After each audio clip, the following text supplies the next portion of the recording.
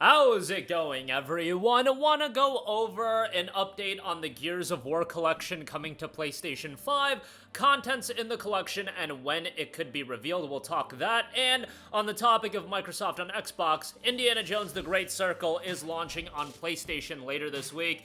Unfortunately, we do have confirmation on the situation as far as the physical copy of the game requiring a download. We'll talk that at the end of this video, so we'll get to that. Unfortunate news for sure for those of you that care about game preservation and things of that nature, which has been such a big talking point in all of gaming. But first of all, leaker Extas1S has claimed that Gears of War collection will be unveiled for PlayStation 5 during the Xbox showcase in June, doubling down on previous reports that the popular franchise is coming to Sony's platform. Only last month, Extas1 said that the collection would be unveiled at the Xbox Game Showcase and would be coming to the PlayStation 5 day and date with its PC and Xbox counterparts. Jez Corden also did note about the bundle. It'll feature co-op and not PvP. So that is a huge aspect of this story. Now, first of all, I understand why it's not gonna have PvP in the sense of I imagine that they could make PvP happen. The issue that I have to look at from Microsoft's lens about adding PvP to this collection, and this is just my take and speculation, is that implementing PvP in the classic Gears of War games, and then you're releasing Gears of War E-Day, whether that be, fall of 25, probably 2026. I would certainly not release Gears of War collection, like, right before E-Day. I would do E-Day in 2026, maybe early 26, mid 26, but the issue is, you're essentially dividing your own player base, and with Gears of War E-Day, just about every other multiplayer game, I am led to believe that that is going to have its live service elements baked into it, even if it's of an existing franchise that is beloved. It's going to be a premium title. Generally speaking, these games, all these multiplayer games, even of these classic franchises, they have the live service gimmickry baked into it. Call of Duty, Halo, and I get Halo Infinite went totally free to play, but it was to push live service. I just don't think a lot of these publishers are wanting to do multiplayer games of the classic style, unless it's like a BattleBit remastered on PC that's in early access and, coming from a smaller team and whatnot. I'm talking about these multi-$100 million projects that have multiplayer baked into it. I think E-Day is going to have that live service element to it, and if you offer PvP in the classic sense with Gears 1, 2, and 3, there's going to be a lot of people that are just going to be like, I don't need to play E-Day's multiplayer, I'll just stick to the PvP. And the idea with those live service games is you need as many people as possible playing those games, so if you're offering PvP in the Gears of War collection, you're essentially dividing your player base, which I think would be a perceived problem from Microsoft. I don't think it would actually be a problem, but that's what I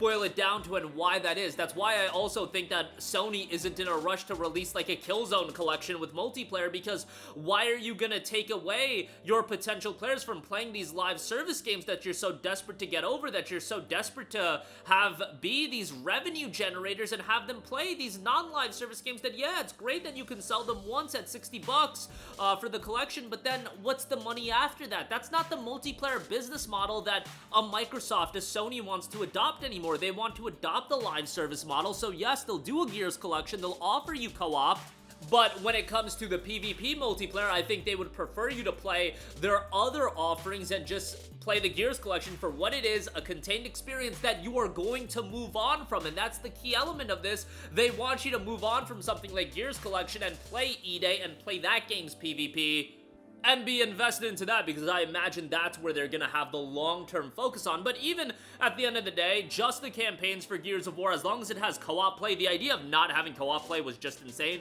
As long as it just has co-op play, I think you release that collection and you can charge $60, $70 for it and people will be all over it. And people want to say that's overpriced. Brothers, PlayStation put out Last of Us Part 1, and they removed the multiplayer from Last of Us Part 1, and that was just one game. Yes, it was updated and whatnot. I imagine the Gears collection would feature upgraded titles. I think they could easily get away with a $60, $70 price point. That is just the standard that is being set. I think co-op play is absolutely mandatory. Like, when it comes to Gears, if you want to bring Halo to PlayStation at some point as well. And I could see Halo being an instance where they're releasing the Halo collection, the Master Chief collection on PlayStation, but they strip away the multiplayer and it's just the campaign, it's just co-op. I could totally see that happen. And the reason for that is, again, I don't think they want you playing those style of multiplayer games. I don't think they want you investing your time, and that is the ultimate currency that you have, your time. They don't want you spending time in multiplayer games that they can't generate more revenue off of you on the back end, and that's the point I come down to. At least that's the rationale that makes sense to me.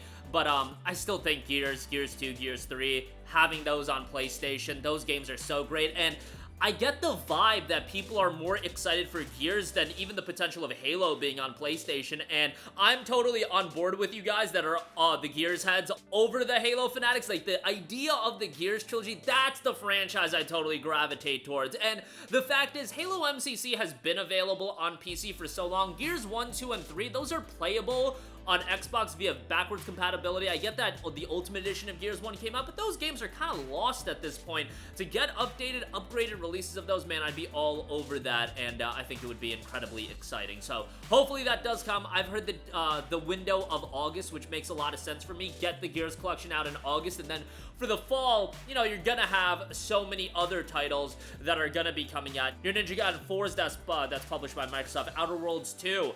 Get something like the Gears collection out in August, and I think that would get people very excited. Moving on from that, we gotta end this video with some unfortunate news. Indiana Jones on PlayStation 5 is indeed physical fraud, as noted on Does It Play. Only 20 gigabytes of data is on the physical game disc. You need a mandatory update, and yeah, there you go with that. This is essentially the game keycard gimmick. You guys, you cannot be playing this game without downloading it, and that doesn't mean you can't sell the games. I see some miscomprehension of the situation. You can sell the game keycards that are coming to Switch 2. You can sell Indiana Jones, and the user that installs that disc, they'll be able to download the game. It's not like it's tied to one update. However, you don't have the full game on disc, which that idea of game ownership, they're pushing it further and further away before they're limiting what physical gaming actually is. And let's be honest, for the sake of Microsoft, PlayStation, they would all be on board for all of you guys just to adopt digital gaming off the rip. There's a reason why the PS5 Pro is digital only, why they offer digital only consoles. They make so much more money off digital sales, and you're restricted to that platform.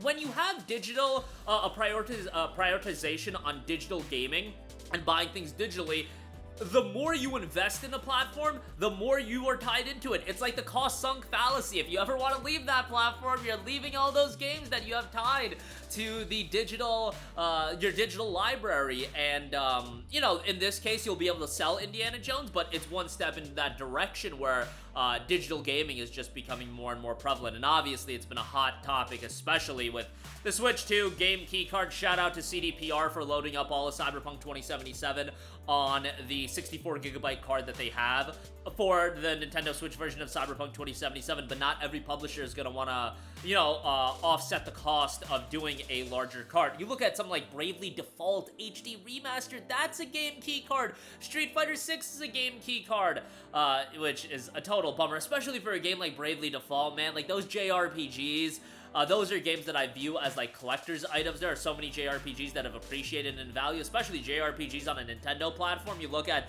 the heyday, like look at the Game Boy Advance Nintendo DS lineup of JRPGs, and look at some of the cost that's associated with some of those JRPGs, like complete copies of them. And then you got Bravely Default now coming out as a game key card. That's the one to me. I look at that and I'm like, there's just something wrong with that. There's just something wrong with that, man. But this seems to be the direction that game is going in totality. But that's going to do it for me. Again, Gears Collection, look out for it at the Xbox Game Showcase that is happening at June. Xbox had a killer showcase last year, you guys, and that set up the killer 2025 we have for Xbox. Hopefully they can keep that momentum rolling in June. Really interested in Clockwork Revolution. That's the game that for that showcase that I've got my eyes on, hoping to get an update on that. Maybe some Fable gameplay finally. Although I don't expect that. I actually think they're going to hold off on that until 26, and I can see Fable shifting to a fall of 26 title. But that'll do it for me. Let me know all of your thoughts in the comments section down below. As always, sound off there. Thank you for watching, and goodbye. Hey guys, we hope you enjoyed the video, and if you did, make sure to hit the subscribe button, and if you're already subscribed, do us a favor and hit the bell icon. This way you'll be notified whenever we post a new video. That's the best way to keep up with all of our uploads, and we usually try to upload 2 videos a day. And with the bell icon hit, you'll be notified whenever we do upload a video. As always, thanks for watching.